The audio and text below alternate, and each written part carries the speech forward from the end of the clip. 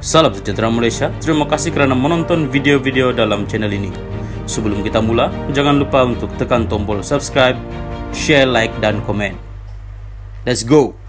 Salam sejahtera dan selamat petang kepada seluruh rakyat Malaysia dan pendengar berita panas hari ini. Dipetik dari Malaysia Kini bertajuk, Anak bekas tahanan Ops Lalang ingatkan Dr. M zaman kuku besinya. Berita penuh. Bekas ahli parlimen Kasturi Patho membidas Dr. Mahathir Mohamad dengan mengingatkan ahli politik berusia 97 tahun itu bahawa dia tidak mempunyai kuasa moral untuk mengulas mengenai kekangan terhadap pendapat yang berbeza. Katanya, mendiang bapanya, P. Patho, yang adalah ahli parlimen DAP, telah ditahan mengikut Akta Kuku Besi, Akta Keselamatan Dalam Negeri ISA, yang kini dimasukkan semasa operasi Lalang pada 1987 ketika Mahathir adalah Perdana Menteri.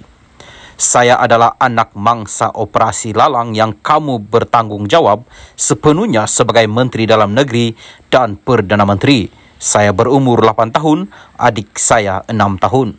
Kamu heret ayah saya dan ramai lagi ayah dan ibu lain, mengasingkan mereka daripada keluarga mereka kerana mereka menentang kamu dan bukan Malaysia, caipnya.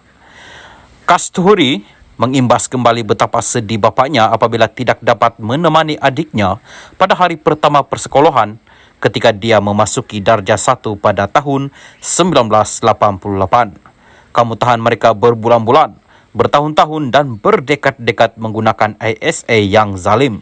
Sementara tidak pernah membenarkan mereka dibicarakan di mahkamah, ia adalah peraturan kuku besi.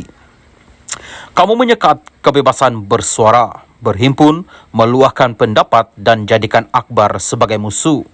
Kamu guna cawangan khas polis, jadikan ahli politik, keluarga dan rakan-rakan mereka sebagai mangsa. Ini semua masih jelas dalam fikiran saya, katanya, sambil menambah bahawa terdapat cerita bahawa ada juga yang dipenjarakan semata-mata memiliki Akbar DAP The Rocket. Pada 2017, Mahathir mengakui kesalahan berhubung penahanan lebih 100 aktivis, wartawan dan ahli politik pembangkang semasa operasi Lalang dan menyatakan kekesalan kerana sebahagian daripada mereka diseksa. Bagaimanapun, dia menegaskan bahawa tindakan keras keselamatan itu bukan keputusannya. Salam sejahtera dan salam perpaduan kepada seluruh rakyat Malaysia dan pendengar berita panas hari ini bertajuk, Dituduh lawan Quran, PKR cabar Hadi nyata pendirian. Berita penuh. PKR membidas kenyataan Presiden PAS Abdul Hadi Awang yang melabel parti pimpinan Perdana Menteri Anwar Ibrahim itu sebagai melawan Al-Quran dan mempertahankan warisan penjajah. Menurut PKR, walaupun begitu Abdul Hadi gagal menyatakan hal tersebut secara jelas, sebaliknya berhela apabila menghasilkan hantaran yang tidak sepadan di antara tajuk dan kandungannya.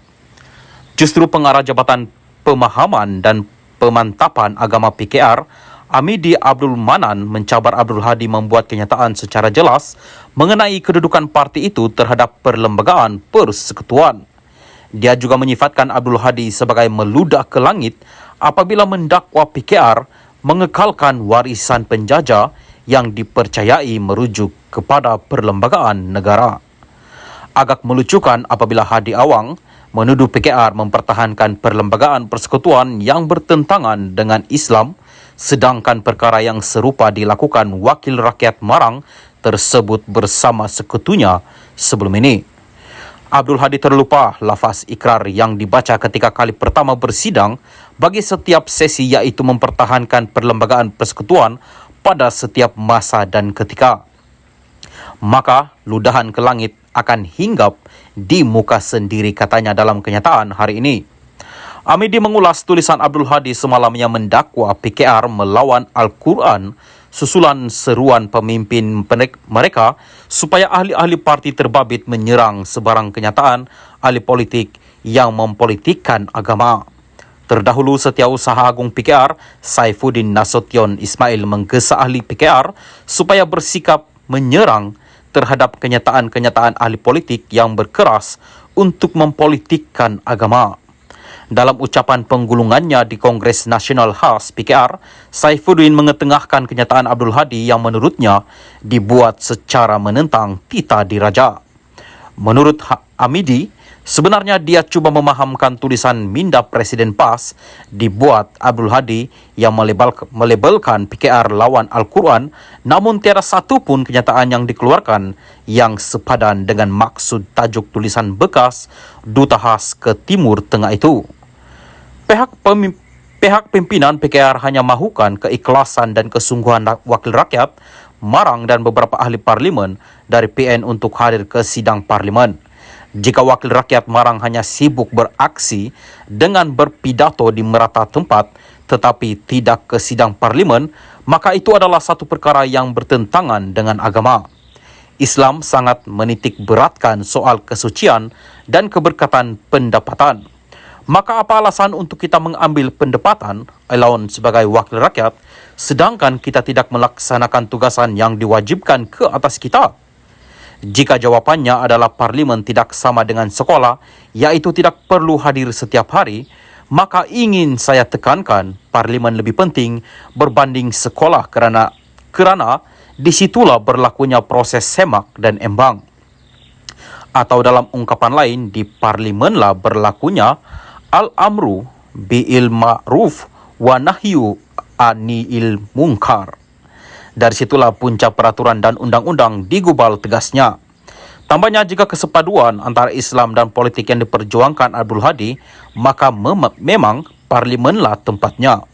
Ia bukan sahaja menjadi wajib dari sudut politik, tetapi juga dari sudut dakwah sebagaimana yang dipamerkan oleh generasi para sahabat di Madinah sehingga meraih gelaran Kahiru, umat terbaik, jelas Amidi.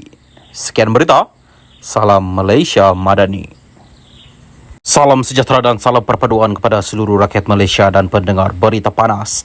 Hari ini bertajuk Dituduh lawan Quran, PKR cabar Hadi nyata pendirian. Berita penuh. PKR membidas kenyataan Presiden PAS Abdul Hadi Awang yang melabel parti pimpinan Perdana Menteri Anwar Ibrahim itu sebagai melawan Al-Quran dan mempertahankan warisan penjajah. Menurut PKR, walaupun begitu Abdul Hadi gagal menyatakan hal tersebut secara jelas, sebaliknya berhela apabila menghasilkan hantaran yang tidak sepadan di antara tajuk